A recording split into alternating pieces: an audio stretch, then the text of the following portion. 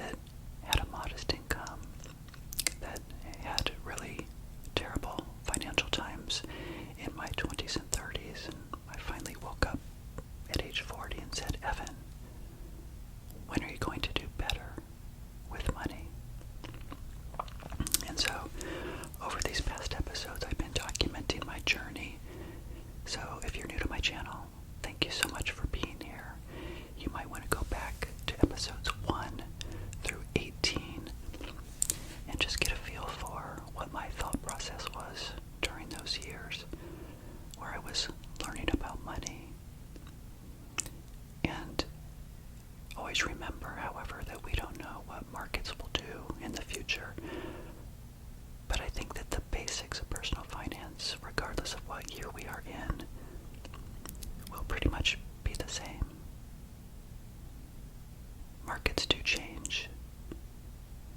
Outcomes may be different, but I still think that the basics are the basics.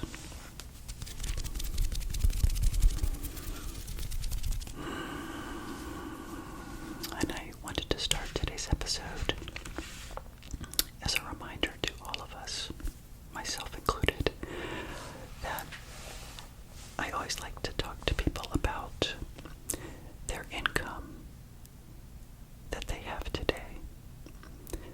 I want all of you to be thinking about the income that you get today has different reasons for being there.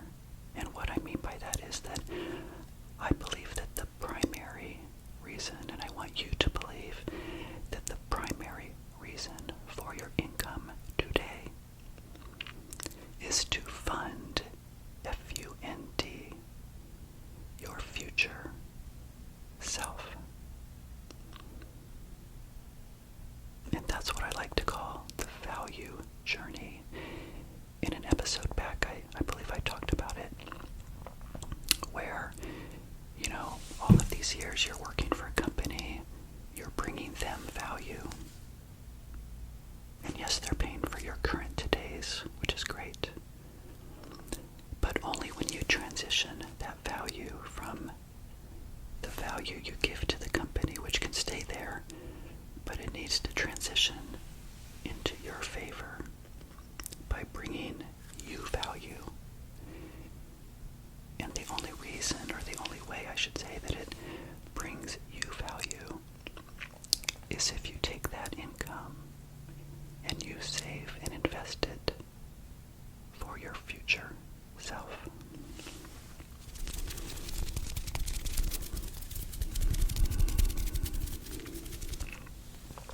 Because if you're spending all of your income today, I really have to ask you, why are you working so hard?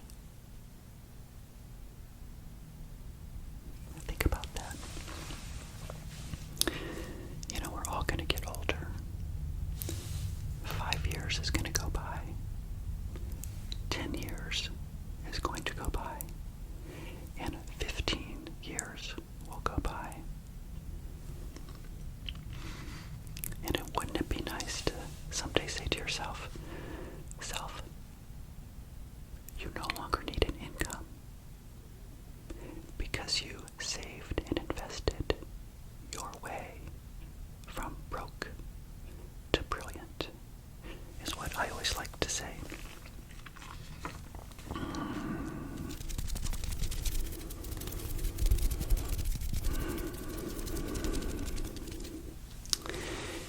And in 2009, the upward trend in the market really did change everything. So just as a quick recap, you guys know that in 2005 I found the money book, The Young, Fabulous, and Broke by Susie Orman, and that was the moment that I really decided to do better with money. In 2006 I was broke at 40. In 2007 I started to gain a little traction. In 2008 the recession came.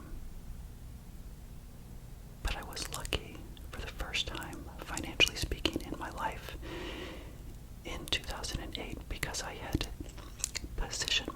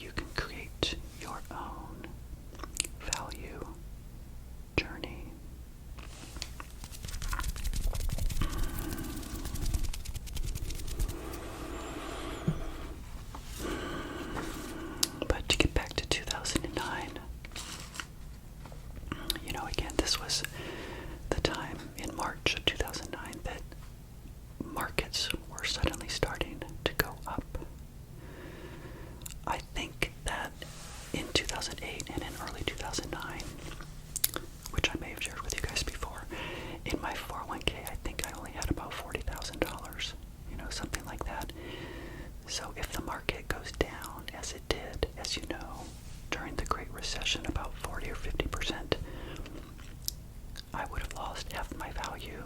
So maybe it goes down to 20,000 or maybe even 16,000. I didn't need the money.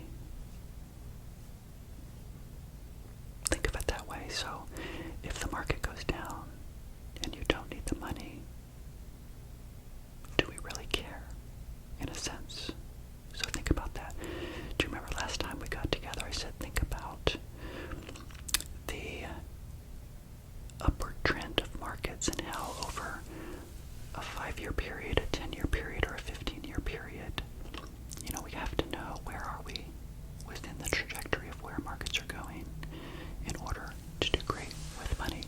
So in 2009, when the market went down, or 2008 I should say, I didn't really care. I mean, I had the job that I told you about. It was secure.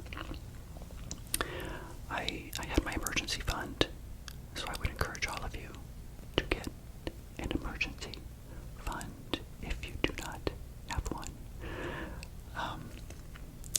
And I just knew that I had to start getting my savings rate as high as it could possibly be. Remember on a previous episode we talked about a savings rate.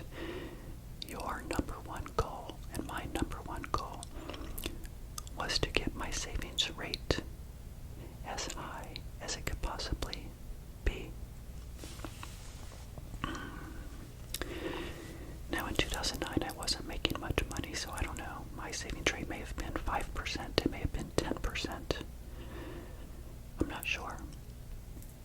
I just know that I made that my number one goal.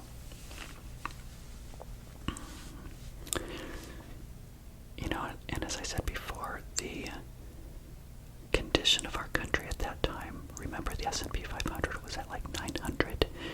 Today, as of the time that I'm recording this, it's around 5149. So again, that's a huge increase, right? So during all of those years, it was just that upward trend. And I wanted to share with you in today's episode that I remember back in 2009 watching the Susie Orman show on a Saturday night. She said something and taught me something that I want to share with you. It really did resonate with me. And she said that to stop investing at that point really would be the worst mistake that you could ever make. Right? Because let's face it, when the markets go down, what do people do?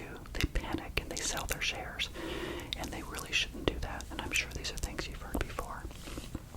So I'm just preparing you for times when markets do go down, and they will go down. And again, I remember in 2009 watching that and saying, Evan, don't panic. Just continue to dollar cost average into the market. So let's say I was putting in maybe,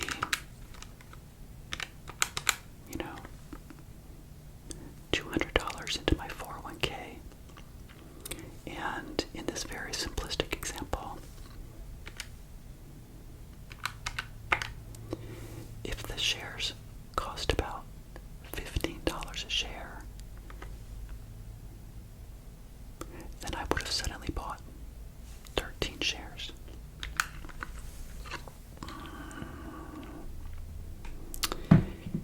And as the market then is going down, your $200 then continues to buy shares. Does that make sense? Your $200 is buying more than 13 shares if the price goes down. Likewise, when the market rebounds, then those share values go up. So those were basic financial concepts that I was learning that really resonated with me as I sat on my couch in 2009 and thought about my future.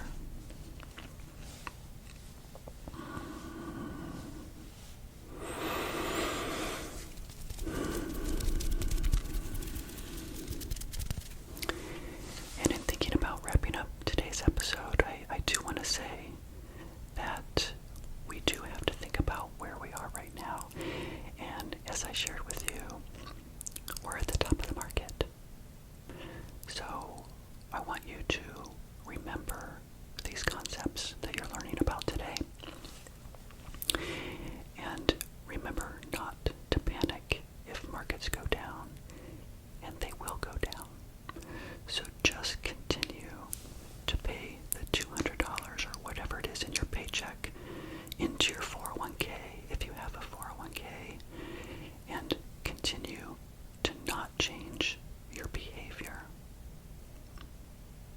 That's where people go wrong with personal finance, is that they react. They want to sell high. And they want to buy high. Yeah, it's kind of interesting how that works. So when markets go up, we get all excited. We feel like we need to buy more. But really, sometimes it may be best, and these are just basic concepts here, to perhaps sell high. And when you're retired, and I know we're not talking about retirement, but that's when you then leverage good times, and maybe you put those shares into more income producing assets like bonds, for example, and you rebalance the portfolio to get your asset allocation back to where it should be. Anyway, those are concepts we'll talk about later.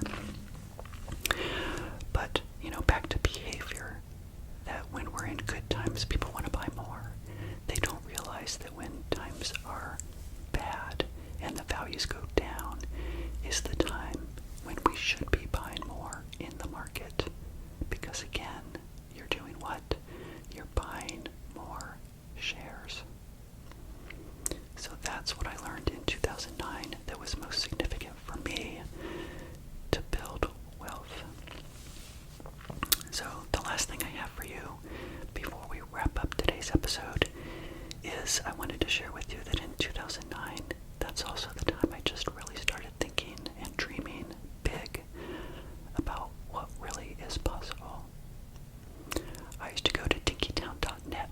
I would play with the calculators, and I would run these figures. For example, if you had, let's say, $10,000, and you wanted to save for, let's say, 1 year, and let's say you get 8% as a return, and let's say you put in $25,000, then at the end of that time you'd have $37,800. You would have had an unrealized gain of about $2,800. Does that make sense? Now, if you take that and you multiply it and put it on a larger scale, maybe you have $100,000 and you're putting in $25,000, then exponentially the number